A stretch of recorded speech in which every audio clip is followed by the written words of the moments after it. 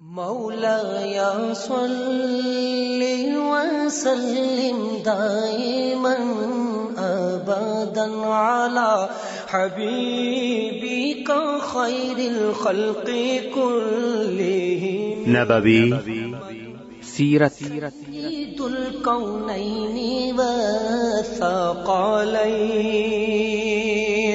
محمد په دې خبرونه کې به تاسو ته د رسول الله صلی الله علیه وسلم د ژوند حالات په تفصیل سره وړاندې شي.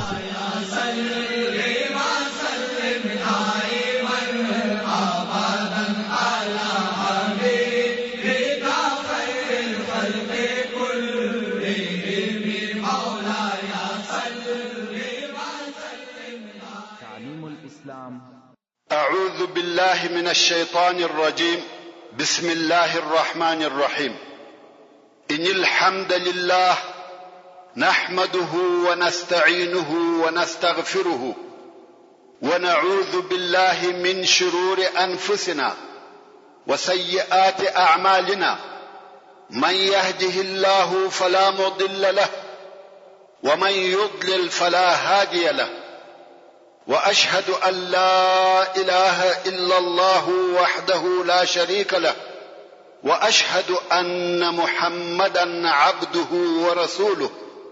أما بعد، محترم ورونو، موږ هغه بیان کاوه چې رسول الله صلی الله علیه و آله وسلم او مسلمانان د مدینه منورې څخه د عمره کولو په نیت تر مکه مکرمه پورې ورغله او دلته تر حرم د باندې واړول. د بل طرف قریش هم نه غواړي چې مسلمانان د عمره د ادا کولو د پاره مکه مکرمه ته داخل شي.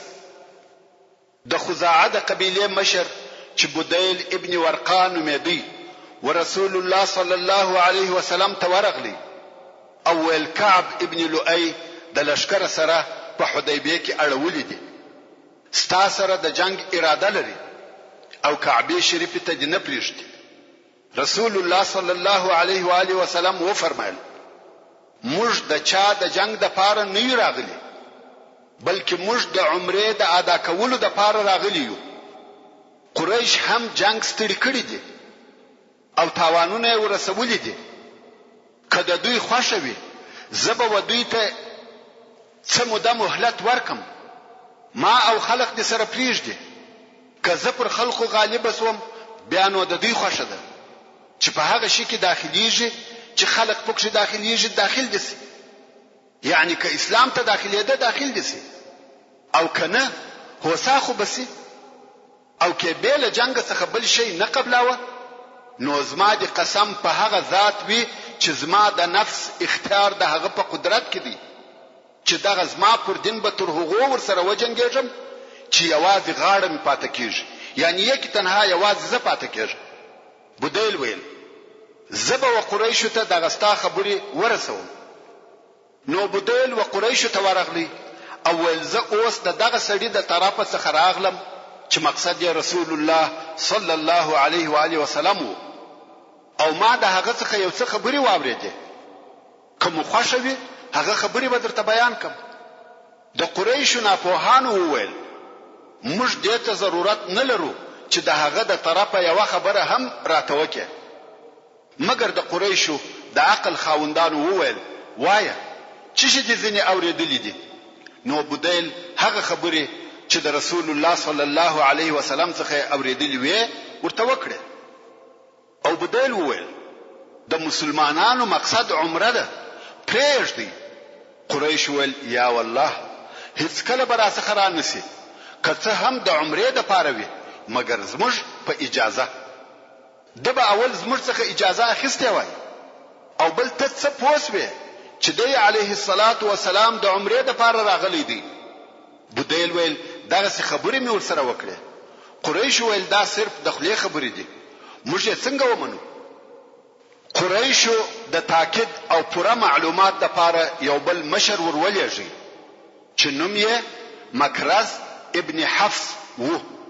کوم وخت چې مکرز ورهیسو او رسول الله صلی الله علیه وسلم ولیدي نو یې و فرمایل دا د غدر او خیانت سړی دی څرنګه چې دغه دوه لشکرو مخ په مخ سره اړولي و. د دوی په مابین کې ډیره زیاته مسافه نه و. دغه نفر پر پښو تله او راتله. کوم وخت چې رسول الله صلی الله علیه و آله وسلم دغه مکرز ولیدي ویل دغه سړی غادر او چمباز دی. سړی د مسلمانانو ولشکر ته ورغلی. رسول الله صلی الله علیه وسلم هغه خبري ورته وکړه چې بودیل ته کړی وي. خو مکرز بیل دې څخه چې د چا سره نوري خبري وکي په صحابه کرامو کې ګرځي دغه ها خوا ته ګوري ټول حالات تر نظر وېسته او بیرته ولاړی. قریش ورته ویل یا مکرز څه نظر دی؟ د ویل خبره نه معلومه ده. شاید د عمرې نیتی وي شاید د جنگ نیتی وي ځکه اسلحه ور سره ده.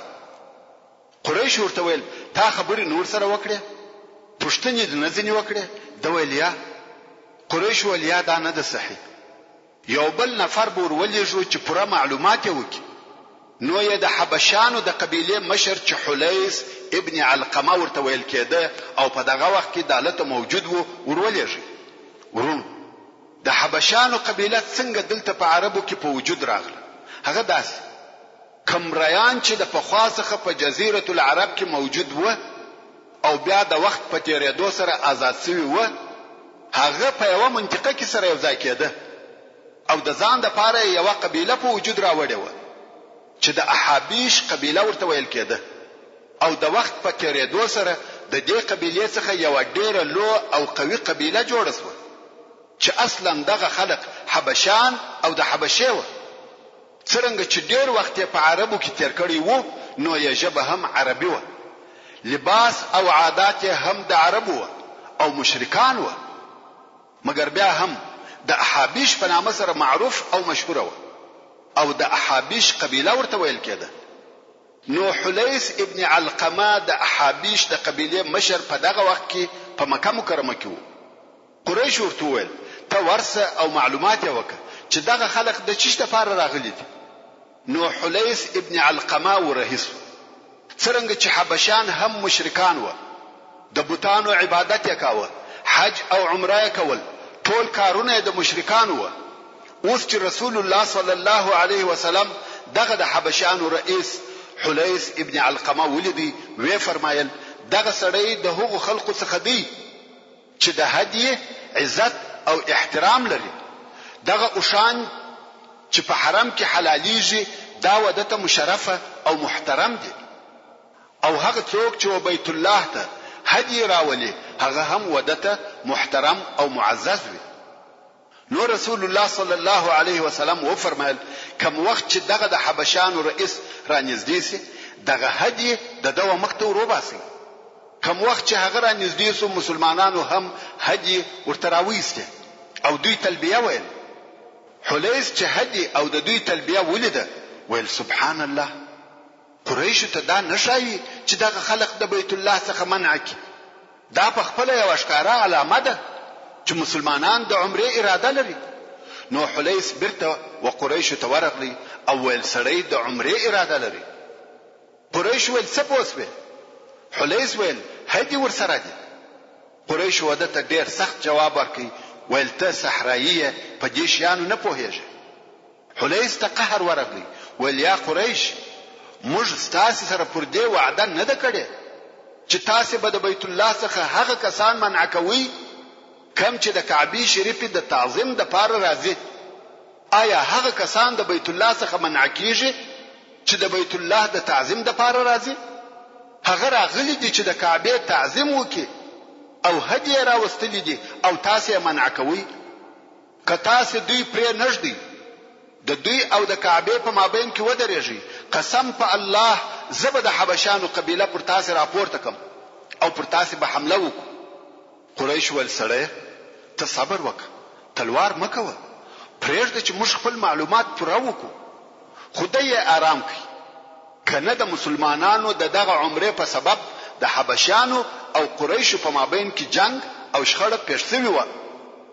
بیا نو قریش وویل چې یو بل نفر به ورولېږو. اوس قریش داسې نفر ورلېږي چې هغه د دوی څخه نه وي او خپل نفر په دې سبب نور لېږي چې شاید هغه صحیح معلومات را نوړي. بلکې د تعصب څخه کار واخلي او جنگ شروع شي. نو یې عروه ابن مسعود الثقفي ورولېږي. عروه ابن مسعود چې د طائف او بني ثقيف مشر او رئیس دی او په دغه وخت کې مشرک وو. دی هم په دغه وخت کې په مکه مکرمه کې وو. مګر عروه ابن مسعود ورته وویل زه داسې نه یم لکه دا نور، هر یو چې معلومات او خبر درته راوړي تاسې نه منئ، چاته وایست درواغ وایي، چاته وایست چې ته صحرایي نه پوهېږې. نو یې تر خپل ثق د مخه پر قریشو شرطونه کښېښول چې زه چې هر خبر درته راوړم منې به. قریش ویل ته زموږ د مشرانو او اشرافو څخه ستا خبر منو، ولاړ څه معلومات یې وکړه. ورونو د دې دپاره چې په عربو کې د عروه ابن مسعود مقام او درجه در معلوم سي. دی د هغه دوه نفرو څخه دی چې الله عزوجل په قرآن مجید کې د کفارو پر ژبه ذکر کړی دی چې کفارو به ویل لولا نزل هذا القرآن على رجل من القريتين عظيم. یعنی کفارو به ویل چې دغه قرآن ولی نه نازلېدی پر یو نفر د دغه دوه قریو چې دغه دوه قریه مکه مکرمه او طائف دي، چې دغه سړی هم ډیر لوی دی چې په مکه مکرمه کې ولید ابن مغیره مقصد وو او په طائف کې دغه عروه ابن مسعود مقصد وو. چې د کفارو د دې خبرې څخه دا معلومیږي چې دغه دوه نفره په دوی کې ډیر معتبره وو. نو ویل که قرآن پر یو دغه دوه نازل سوی وای موږ به قبول کړی وای. نو دا په عربو کې د عروه ابن مسعود مقام او درجه وه. نو د دغه لوړې درجې په سبب قریش ودته وعده ورکړه چې ستا خبره نه درردو. عروه د مسلمانانو پر طرف ورهیسو. اوس عروه غواړي چې وزان ته یقیني معلومات حاصل کړي. هغه د مخه نفر به ولاړه چې بیرته به راغله صحیح دلایل به نه ورسره چې مسلمانان د جنگ دپاره راغلي دي که د عمرې دپاره، صرف خپل رایه او نظر به ووایه. نو عروه چې هوښیار سړی وو د ځان سره یو تدبیر جوړ کړي چې د هغه په عملي کولو سره د مسلمانانو حقیقت معلومیږي. هغه داسې چې د مسلمانانو سره باید داسې خبرې او حرکتونه وکم چې هغو ته قهر او غضب ورسي.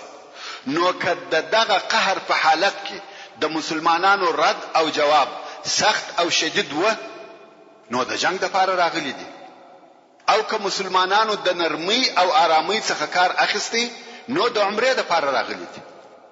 اوس نو عروه په دغه نیت ورهیسو چې داسې کار او خبرې باید وکړي چې مسلمانان په قهر کې. نو ورغلی او د رسول الله صلی الله علیه وسلم سره یې د ملاقات غوښتنه وکړه او ورسره کښېنستل. صحابه کرام هم د رسول الله صلی الله علیه وسلم سره ناست دي. څرنګه چې عروه ابن مسعود په اسلحه مسلح راغلی او اسلحه یې نه ایسته کول، نو رسول الله صلی الله علیه وسلم هم هغه خپل خاص محافظ یا ساتونکی چې اوس باډیګارد ورته وایي مغیره ابن شعبه رضی الله تعالی عنہ امر کوي چې خپل د جنگ لباس دی واغوندي او مسلح دی دلته ولاړ. دا هم د احتیاط لپاره. نو مغیره ابن شعبه رضی الله تعالی عنہ زغره واغسته، خول یې پر سر کوي، بیل سترګو بل ځای نه معلومیږي او توره په لاس د رسول الله صلی الله علیه وسلم تر شا ودرېدی. وایي که چیرې عروه ابن مسعود د غدر حرکت وکړي په توره به وهي. ورونو دغه مغیره ابن شعبه الثقفي د رسول الله صلی الله علیه و آله وسلم محافظ دغه عروه ابن مسعود الثقفي وراره دی او عروه اکا دی، مګر دغه خپل اکا ونه پیژندي ځکه مغیره زغره او خول اغوستی دی او مخ یې نه لیدل کیږي. اوس نو عروه د رسول الله صلی الله علیه و آله وسلم و مخ ته کښېنستی او رسول الله صلی الله علیه وسلم ته وایي یا محمد صلی الله علیه وسلم راغلی چې مکې ته په زور داخل سي. رسول الله صلی الله علیه وسلم و فرمایل یا زه اصلا د عمرې دپاره راغلی یم او تقریبا هغه خبرې ورته وکړې چې بدیل ابن ورقه ته یې کړې وې. بیا عروه ورته وایي یا محمد کته د خپل قوم سره جنگ وکې آیا تر دغه د مخه تا په عربو کې اوریدلې دي چې یو چا دې پر خپل قوم حمله کړې وي بیل تا څخه او کچيري ته جنگ هم ور سره وکې په والله زستا پر شاوخوا داسې مخان وینم چې دوی به تښتي او تا به یوازې پریږدي په دغه خبره ابو بکر صدیق رضی الله تعالی عنہ ته قهر ورغلی نور یې صبر نزوای کولای و عروه ته وای ته دغه دلات تیر روه ایا موږ تښتو او دی علیه الصلاۃ والسلام پریږدو ورونو لات د ډبرې بد دی په ډبره کې شیدې د کومه خواوي او که هر څوک د ډبرې تیر روي هغه بیا عقل دی او بیا ځای امیدونه کوي نو د ابو بکر صدیق رضی الله تعالی عنہ د خبرې مقصد داو چې ته په دغه امید چې موږ به دی علیه الصلاۃ والسلام پریږدو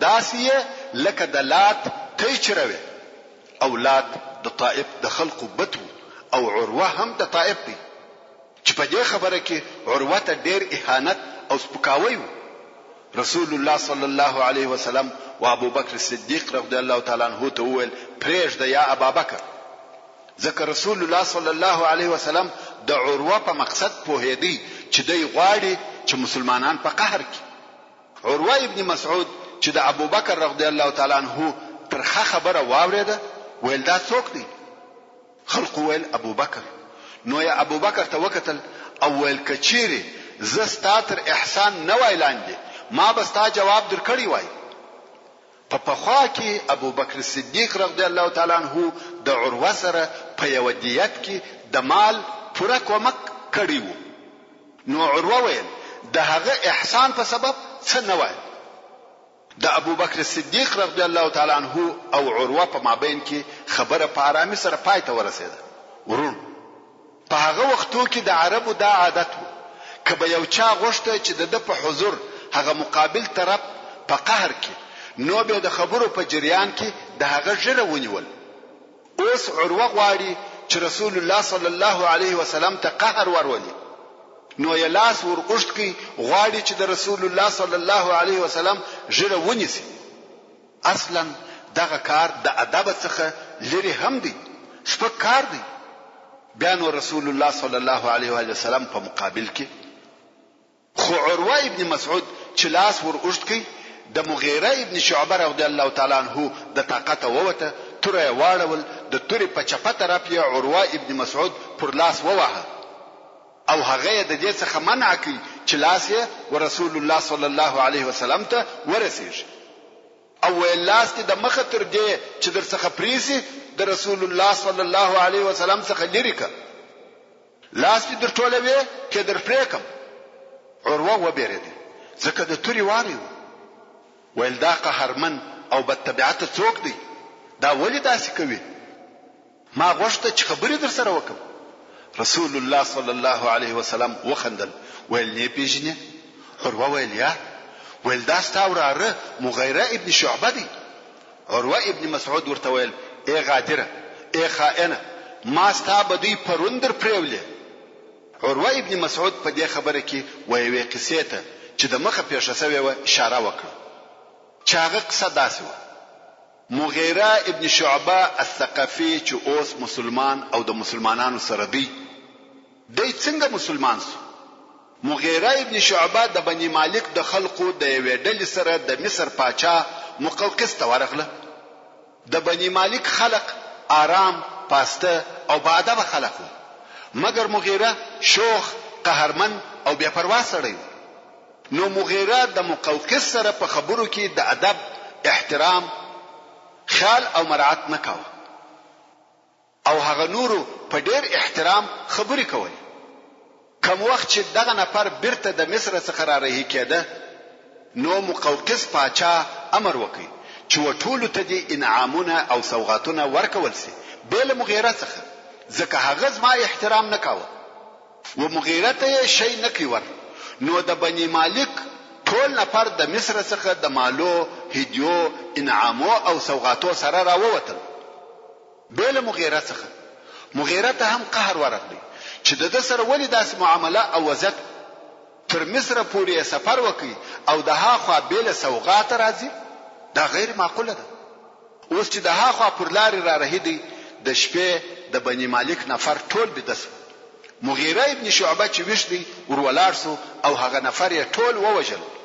ټول 14 نفر و، هغه ټول ووجل او هغه مالونه چې د هغو سره و هغه ټول مغیره واخیسته. دا خبر و بني مالک ته ورسېدی چې مغیره د دوی نفر ووجل.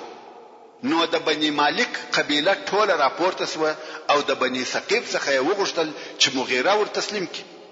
مګر مغیره د بني ثقيف د اشراف څخه یو شریف دی، د هغو د مشرانو څخه دی او په عربو کې د قومیت مراعات ډیر زیات کړي او په دوی کې دا متل وو: انصر اخاک ظالما او مظلوما، د ورور کومک دی کوه که ظالم یې که مظلوم. که څه هم مغیره د 14 نفرو قاتل وو خو قوم یې نه غوښته چې دی و بني مالک ته تسلیم کړي. خبره تر داسې اندازې ورسېده چې قریبه و چې د بني مالک او ثقيف تر مابین لوی جنگ پیښ شي. دواړو قبیلو لشکري جوړ کړي او د جنگ میدان ته هم سره راووتل. خو په دغه وخت کې د عربو یو هوښیار سړی و عروه ابن مسعود ته ورغلی. ویل یا عروه، ته د عربو یو سردار او د عربو د مشرانو څخه ته تر دې هوښیار یې چې جنگ دی وکړي. مو د خپل قوم تبا کوه او مو بني مالک بربادوه. عروه ویل نو څنګه وکم؟ هغه نفر ویل زما مشوره دا ده چې و بني مالک ته د دغه 14 نفرو دیت ورکړي.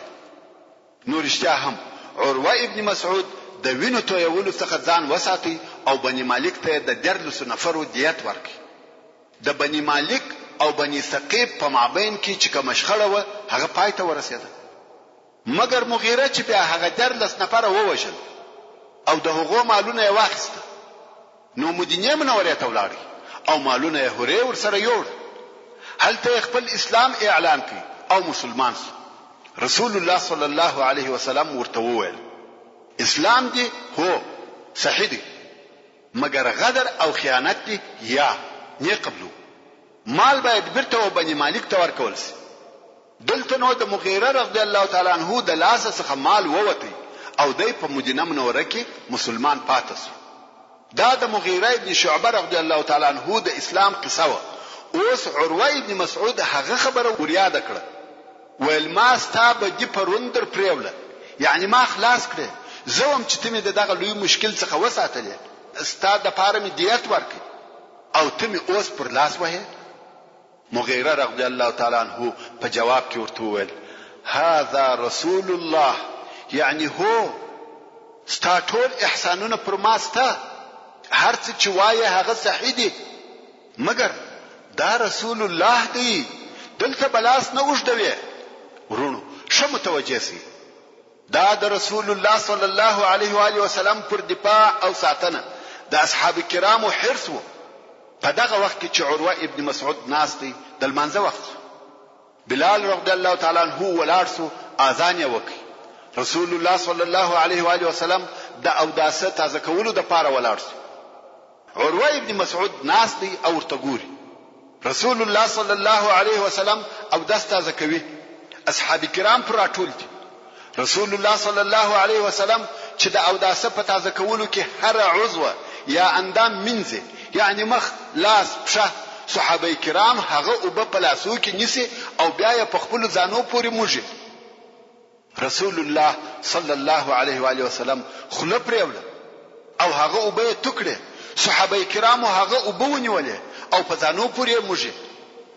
عروه په تعجب کې سو چې دا څونه عزت او محبت دی چې دا خلک یې د رسول الله صلی الله علیه وسلم سره لري. بیا یې د مسلمانانو المنځ ولیدي، ټول په صفو کې منظم ولاړ دي. رسول الله صلی الله علیه وسلم د مخ دی او ټول مسلمانان په یو تکبیر اطاعت کوي.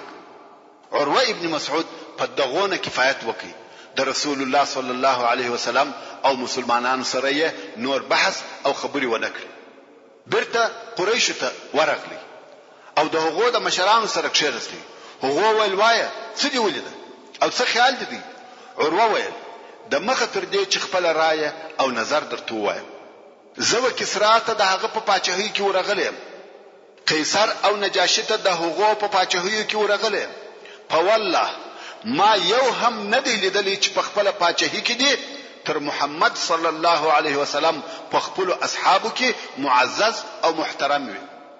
والله ما هیڅ داسې پاچا نه دی لیدلی چې خلق ته داسې محبت ادب او احترام ورسره کوي لکه د محمد اصحاب چې د محمد سره کوي. کبه ناړي ټوکړه هغه پر ځکه نه لویدلې بلکې د ملګرو څخه بیا د یو په اورغوي کې وي هغه به په خپل مخ او پوست پورې مشلې. کبه یو امر وکي په ډیره چابکی سره هغه د امر پر ځای کاوه.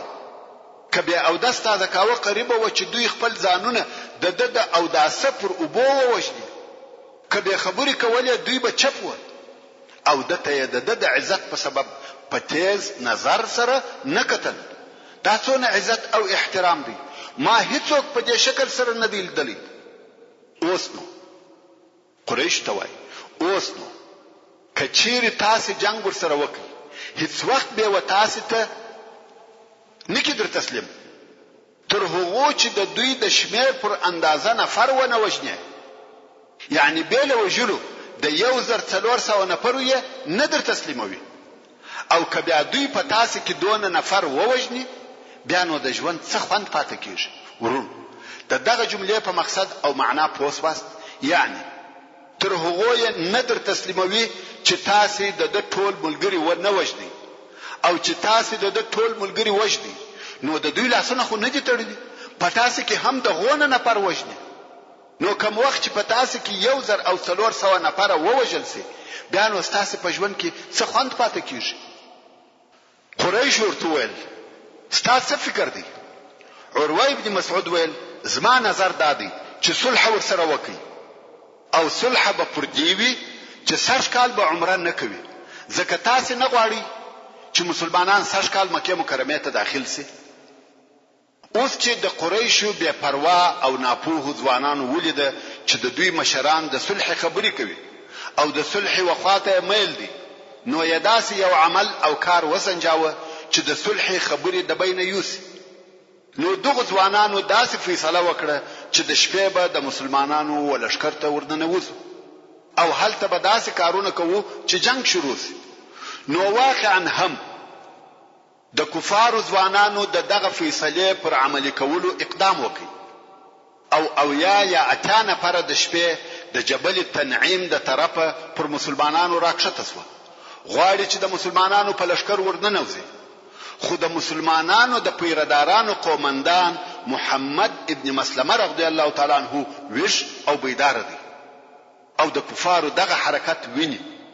نو یې د مسلمانانو یو ډله امر کړ چې اسلحه واخلي او دغه نفر د شاده طرفه محاصره کړي او بل ډله د مخ د طرفه ورغله او پر دوی راوګرځیده. دغه او یا اتانه پر ټوله ونیول او رسول الله صلی الله علیه وسلم ته راوستل او هلته قریش ته خبر ورسېدی چې ستاسو نفر بنجان ونیول شو. قریش د خپل نفرو د خلاصولو لپاره و جنگ ته ځانونه آماده کړ مګر دلته رسول الله صلی الله علیه وسلم امر وکړي چې دغه نفر الکی او وی فرمایل موږ د عمره لپاره راغلیو نه د جنگ لپاره پرېږدي چې موږ خپل عمره وکړو. دلته د قریشو قناعت حاصل سو چې رسول الله صلی الله علیه وسلم د جنگ اراده نه لري ځکه کې جنگ مقصد وای دغه او یا اتانه پر چې د پلاس کې وژلي به وای. رسول الله صلی الله علیه وسلم ولید چې خبره ډیره اوږده شوه او قریش په خبرو نه کانیا کېږي. البته دغه حالت خفقون کې دي دغه ټول تک او راتک او خبري بیا هم نتیجه نه لري. نو رسول الله صلی الله علیه وسلم و فرمایل دغه د قریشو د لشکر مشران ټول عناد او حسد لري د دوی سره خبرې کول فائدہ نه لري. نو به د مکه مکرمه د مشر سره چې ابو سفیان دی خبرې وکړي. نو یا عمر رضی الله تعالی عنہ ته وویل یا عمر ته مکه ته ولاړسه او د ابو سفیان سره خبرې وکړه چې موږ د جنگ د پاره نه راغلي غواړو چې عمره وکړو. حضرت عمر فاروق رضی الله تعالی عنہ وویل یا رسول الله دا درته معلومه ده چې ستا په اصحابو کې پر قریشو تر ما شدید سړی نسته او په مکه مکرمه کې زما د قوم څخه هم څوک نه دی پاته چې زما دفاع وکړي. نو کته غواړي چې یو څوک مکه مکرمه ته ولېږي داسې څوک ولېږي چې هغه حالت د ساتنې نفر ولري. رسول الله صلی الله علیه وسلم ویل دا به څوک وي؟ ویل عثمان ابن عفان ولېږه، ځکه عثمان د بني امیه څخه دی او ابو سفیان هم د بني امیه څخه دی. عثمان هلته قوم لري، هغه ساتي. رسول الله صلی الله علیه وسلم هم په دغه نظر قانع سو او عثمان رضی الله تعالی عنہ یې و قریش ته ورولېږي. ویل ورسه او ورته ووایه چې موږ د جنگ د پاره نه راغلي، بلکې زموږ مقصد عمره ده او دوی و اسلام ته راوبول. عثمان رضی الله تعالی عنہ په دې سره هم امر کوي چې هغه نر مؤمنان او شذ مؤمنان چې په مکه مکرمه کې دي هغه ته ورسه او د فتح زیری پر وک او په دې خبر ک چې الله عزوجل خپل دین په مکه مکرمه کې تر داسې اندازې غالب کوي چې په مکه کې به هیڅوک خپل ایمان نه پټوي. عثمان رضی الله تعالی عنہ د مکه مکرمه پر طرف رهیسو څو په بلدح کې د قریشو پر وډاله ورغلی. هغه ورته ویل چیرې د ویل رسول الله صلی الله علیه وسلم دغه سکار د پاره را لېږلی. هو ول صحیح خپل کار ته دی ورځه. د قریشو د جملې څخه ابان ابن سعید ابن العاص ورته راولاړ شو. د دې شی استقبال وکي او بیا خپل آس ځین کی. عثمان رضی الله تعالی عنہ پر آس ورسره سپور کی څو مکه مکرمه ته ورساو. عثمان رضی الله تعالی عنہ خپل پیغام د قریشو او مشرانو ته ورساو. کوم وخت چې عثمان رضی الله تعالی عنہ د خپل کارو څخه فارغ سو نو قریش ورته ویل کته غواړي چې طواف وکې وک. حضرت عثمان رضی الله تعالی عنہ ویل یا والله هیڅ کله به رسول الله صلی الله علیه وسلم د مخه طواف ونکم. ابو سفیان و حضرت عثمان رضی الله تعالی عنہ ویل ته بدلې پاتې کېږي، تا ته د وتلو اجازه نشته.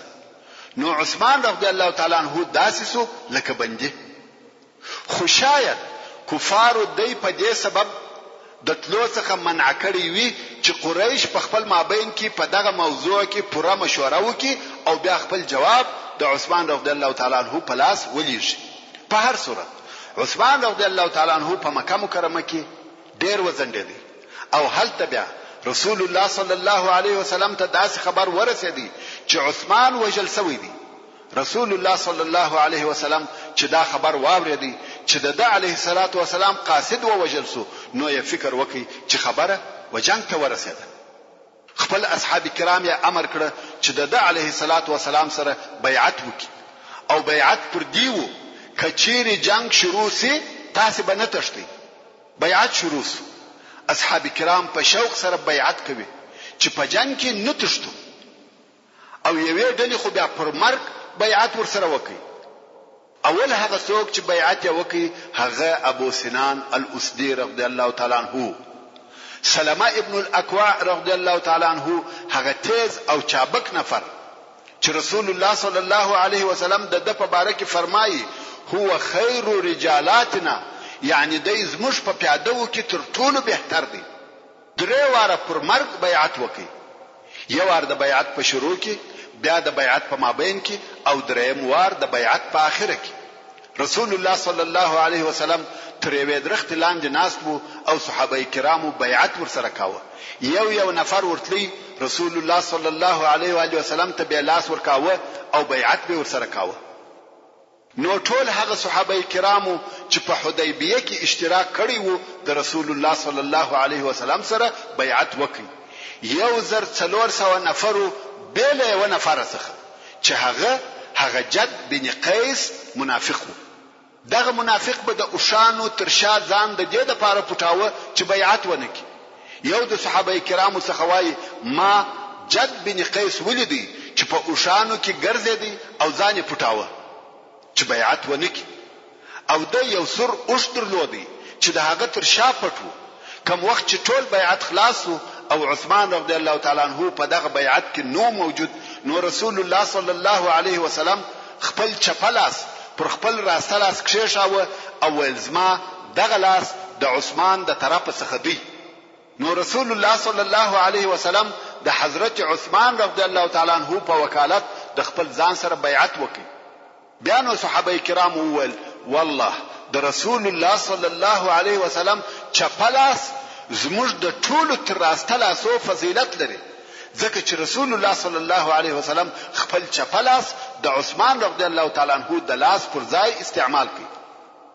کوم وخت چې بیعت پای ته ورسېدی ورسول الله صلی الله علیه وسلم ته خبر راغلی چې هغه د عثمان رضی الله تعالی عنہ د وجل کېدو خبر باطل او غلط. بیا نو رسول الله صلی الله علیه وسلم په دغه وخت کې واصحاب کرامو ته هغه لوی زیری ورکړي او وی فرمایي والله هغه څوک چې زما سره تر دغه درخت لاندې بیعت کړی دی هغه و اورته نه داخليږي بل خاوند څخه د هغه سره اوش. رسول الله صلی الله علیه وسلم پیژندی او معلومو فقط دغه یو نفر و جنت ته نه داخليږي، نور تاسو ټول و جنت ته ځي. ورونو دا هغه بیعت دی چې دغه بیعت په متعلق په قران مجید کې آیاتونه نازل شوي دي. الله عز وجل د سورة الفتح په 10 نمبر آیات کې فرمایي ان الذين يبايعونك انما يبايعون الله يد الله فوق ايديهم، یعنی بشک هغه کسان چې تاسو سره بیعت کوي هغه د الله جل جلاله سره بیعت کوي او د الله جل جلاله لاس د دوی پر لاسو سربېره یا د پاسه دی. او بیا هم الله عز وجل د سورة الفتح په 13 نمبر آیات کې فرمایي لقد رضي الله عن المؤمنين اذ يبايعونك تحت الشجرة، یعنی خامخا الله جل جلاله د هغه مؤمنانو څخه په هغه وخت کې خوش او راضي شوی دی چې تاسو سره یې تر درخت لاندې بیعت کاوه. دا دغه اصحاب کرامو فضیلت دی چې الله جل جلاله خپل رضا د قران مجید په آیاتو سره ځین ښکارا کړی ده او رسول الله صلی الله علیه وسلم د جنت زیری ورکړی دی. او دغه بیعت بیعت الشجره او بیعت الرضوان ویل کیږي. څوک وایي چې دغه بیعت پر مرګ او څوک وایي چې دغه بیعت پر دیو چې د جنگ څخه به نه تښتي. او دغه درخت د حضرت عمر فاروق رضی الله تعالی عنہ د خلافت تر وخت پورې ولاړ او بیا عمر رضی الله تعالی عنہ د هغه په قطع کولو یا پرې کولو امر وکړ. دا د دې لپاره ویل چې خلق دغه درخت په سبب مشرکان نسی، یعنی بیا به خلق راضي دغه درخت عبادت وکوي لکه چې نن ورځ په ځینو ملکو کې ودغه تورته کارونه کیږي.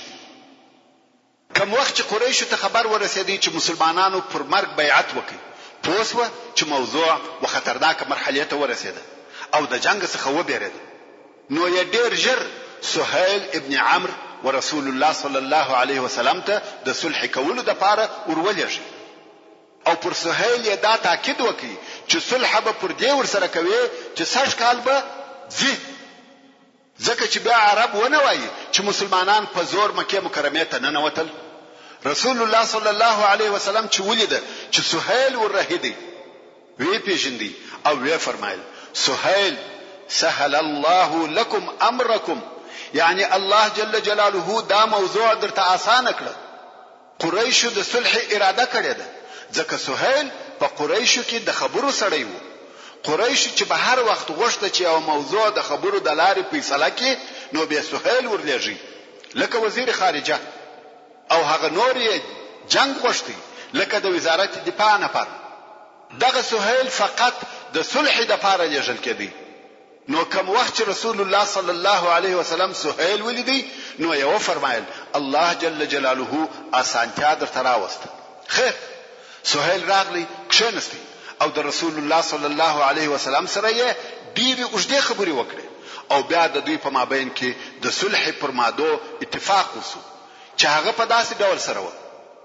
اول رسول الله صلی الله علیه وسلم او مسلمانان به سږ کال بیرته ځي او مکه مکرمه ته به نه داخليږي او بیا په راتلونکي کال کې د مسلمانانو حق دی چې د عمره د پاره راسي او مکه مکرمه ته فقط د دروش په د پاره داخل سي په دې شرط چې مسلمانان به مکه مکرمه ته هیڅ قسم اسلحه نور سره راوړي بیل تر څخه چې هغه به هم په پوشو کې وي او قریش به هیڅ قسم تعارض او تیری نه پر کوي.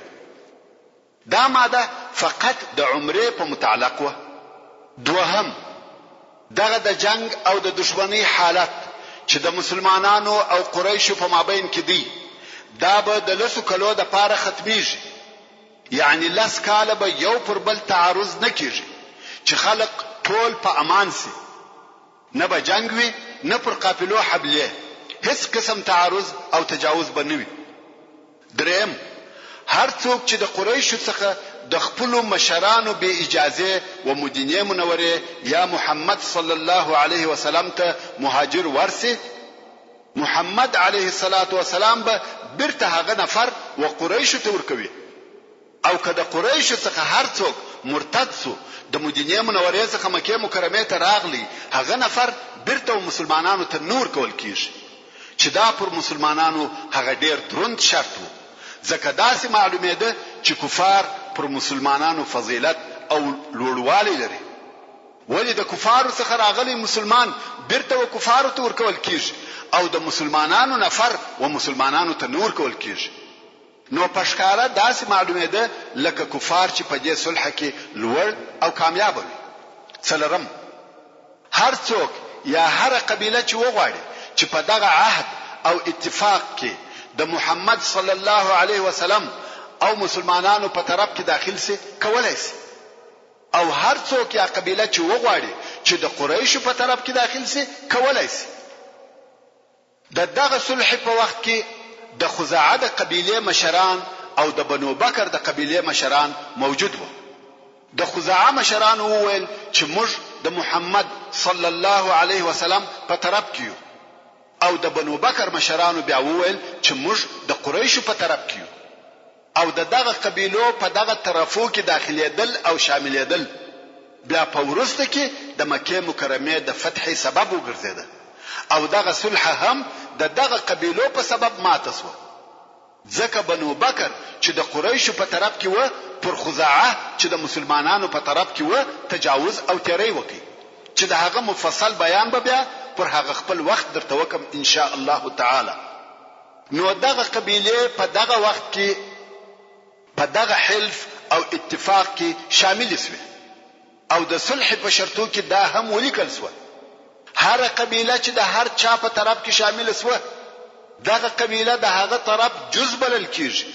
هر تیری او تجاوز چې پر هغه قبیله وسی هغه دغه ټول عقد او اتفاق ماتېدل دي، بیا نو ټول عقد لغو او قابل د عمل نه دي. نو خود رسول الله صلی الله علیه وسلم خپل عهد هغه وخت د قریشو سره باطل وبلی چې قریشو دغه عهد د بنو بکر په کومک کولو سره مات کړي. دغه خبرو په مقصد به هغه وخت پوسی چې د عهد د ماتېدو قصه واوري، او بیا به در معلومه سي چې دغه عقد او صلح قریشو ماته کړ. کوم وخت چې د صلح پر ټولو مادو او بندو په پوره تفصیل او ښکارا شرطو سره اتفاق وسو، نو یې دغه صلح په لیکلو شروع وکړ. رسول الله صلی الله علیه وسلم حضرت علی ابن ابي طالب رضی الله تعالی عنہ راوغشتي او ول دغه صلح ولیک.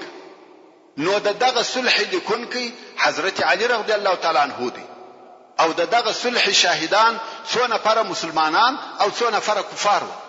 د مسلمانانو د طرفه د صلح شاهدان ابو بکر صدیق، عمر فاروق، حضرت علی چې د صلح لیکونکی هم محمد ابن مسلمه او څو نفر نور و رضی الله تعالی عنهم اجمعین.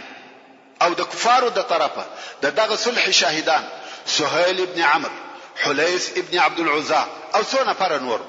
رسول الله صلی الله علیه وسلم وعلي رضی الله تعالی عنه ته وویل ولیک بسم الله الرحمن الرحیم.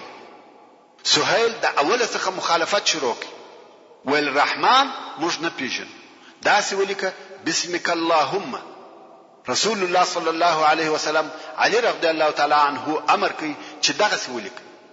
بیا یې ورته ویل ولیکه دا هغه بیان دی چې پر هغه باندې محمد رسول الله او سهيل ابن عمرو صلح وکړ. دلته بیا سهيل اعتراض وکړي، ویل والله کومش په دې پوسو چې رسول الله یې موږ به ته د بیت الله څخه نه وای منع کړی او نه به مجنګ در سره کولای، بلکې ولیکه محمد ابن عبد الله، داسې ولیکه چې محمد رسول الله، ځکه زه دغه لفظ نه منم. مسلمانان د دغه خبرو څخه پتنګ شو، قهر او غصه یې زیات شو. مسلمانان اصلا دغه صلح څخه ناراضه و. مسلمانان په دې نو خوښ چې داسې صلح دی وسی چې دوی د مکه مکرمه د ننوتلو څخه منع کړي او عمره کولو ته دې نه پریږدي. او اوس پر هغه سربېره د کفارو د طرفه دغه سختی او دغه عناد ورسره کیږي. د مسلمانانو قهر زیاتېدی. رسول الله صلی الله علیه وسلم و فرمایل زه رسول الله یم که څه هم تاسو من نه ومنئ. او علی رضی الله تعالی عنہ امر کوي چې محمد ابن عبد الله ولیکه او د رسول الله جمله پاکه. علی رضی الله تعالی عنہ د رسول الله د جملې د پاکولو څخه انکار وکړي، ویل والله دغه جمله به نکم پاک. رسول الله صلی الله علیه وسلم ویل هغه جمله کومه ده؟ هغه جمله ور وشول او رسول الله صلی الله علیه وسلم په خپل د رسول الله جمله پاک کړه. ځکه د رسول الله صلی الله علیه وسلم صلح مقصد و. اوس چې د صلح نامې څخه فقط دغه جمله ولیکل شوه بسمک اللهم، دا هغه عهد دی چې د محمد ابن عبد الله او سهيل ابن عمر په مابین کې پر هغه اتفاق وسو. په دغه وخت کې چې د عهد په لیکلو شروع شوه ده تر خیمه د باندې چغې او نارې جوړې شوه. مسلمانان د معلومات د پاره تر خیمه د باندې وروته. کګوري چې د مکه مکرمه د مسلمانانو څخه یو نفر چې په زنجیرانو هم تړلې دي د هغه زنجیرانو سره راتښتېدلې دي. دا یې اورېدلی و چې د مسلمانانو لشکر دلته نږدې راغلي دي. نو یې دا قصد کړی و چې مسلمانانو ته پناه ورکړي. دغه راتښتېدلی نفر څوک و؟ دا ابو جندل و چې دغه سهيل ابن عمر چې دغه اوس صلح نیوشته کوي زوی دی. او اتفاق هم داسې و چې کوم مسلمان د مکه مکرمه څخه مسلمانانو ته ورځي هغه باید بیرته کفارو ته په لاس ورکول شي. اوس ابو جندل راغلی او وای یا رسول الله زه مهاجر درته راغلم.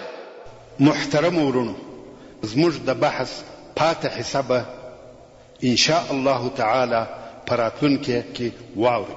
سبحان ربك رب العزة عما يصفون وسلام على المرسلين والحمد لله رب العالمين.